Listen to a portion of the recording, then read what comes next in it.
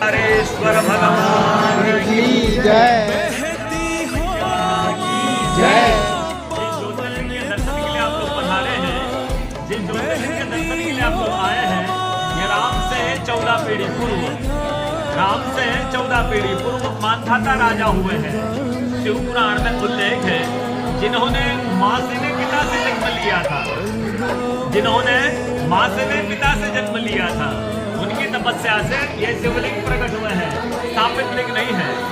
जिस प्रकार आरती करते हम प्रण अक्षर के मध्य, ओम अक्षर के मध्य, यह तीनों एका, जय शिव ओंकारा।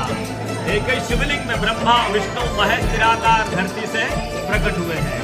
ये अखंड दीप है जो जल रहा प्राचीन समय से, एक ही दीपक में 3 बातियां लगातार जल रही है, ब्रह्मा विष्णु महेश की। इस पहाड़ी के ऊपर 7 किलोमीटर का परिक्रमा मार्ग है, वो भी ओम आकृति में है। जो पर्वत पर प्रभु के दर्शनों के लिए खड़े हैं, ये पर्वत स्वयं शिवलिंग की आकृति में है। चारों तरफ नर्मदा मैया जलेबी बनकर बह रही है।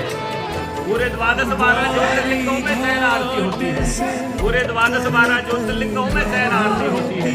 लेकिन बाबा का विश्राम ओंकारेश्वर ज्योतिर्लिंग में है, उनके शयन के लिए झूला पन्ना चौपड़ पास से बिछाए जाते हैं। बाबा यहाँ विश्राम करके 3 बजे रात होकर महाकालेश्वर जाएंगे, वहाँ स्नान करेंगे, इसलिए वहाँ का भस्म आरती प्रसिद्ध है, यहाँ का शयन आरती प्रसिद्ध है।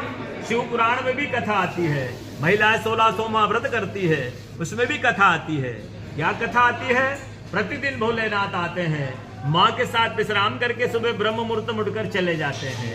एक दिन जब भोले बाबा माँ के साथ पधारते हैं, तो माँ पुजारी से पूछती, पुजारी हमें विश्राम के लिए जा रहे हैं, ये चौपड़ पासे में किनकी जीत होगी? पुजारी बोलते कि आज ही भोले बाबा जीतेंगे। ऐसा बोल करके पुजारी घर चले जाते हैं, भोले बाबा माँ विश्राम के लिए चले जाते हैं। सुबह ब्रह्म मुहूर्त में जैसे ही भोले बाबा माँ बाहर निकलते हैं, पुजारी द्वार पर खड़े रहते, तो माँ पुजारी से पूछती, पुजारी कल मैंने आपसे पूछा था, हमें विश्राम के लिए जा रहे हैं, ये चौपड़ पासे में किनकी जीत होगी? आपने कहा भोले बाबा जीतेंगे। भोले बाबा नहीं, मैं जीती हूँ। माँ ऐसा बोल करके उनको श्राप दे के चली जाती है। उनके तुरंत पश्चात अप्सराएं शिवलिंग पे जल चढ़ाने आती हैं। अप्सराएं पुजारी से पूछती, पुजारी अस्वस्थ क्यों हो गए, आप तो ठीक थे। फिर पुजारी बताते हैं, प्रतिदिन भोले बाबा माँ के साथ विश्राम करके चले जाते थे, कल भोले बाबा माँ के साथ पधारे, माँ ने मुझसे पूछ लिया, पुजारी हमें विश्राम के लिए जा रहे, चौपड़ पासे में किनकी जीत होगी? मैंने कहा भोले बाबा जीतेंगे। भोले बाबा नहीं, माँ जीत गई, माँ मुझे श्राप देगी चली गई। अप्सराएं बोलती, चिंता न करो, हम अंदर जाते हैं, शिवलिंग की पूजा करके आते हैं, फिर इसका उपाय बताएंगे। अप्सराएं अंदर जाकर के शिवलिंग की पूजा करके बाहर आकर बोलती, पुजारी आप 16 सोमवार व्रत की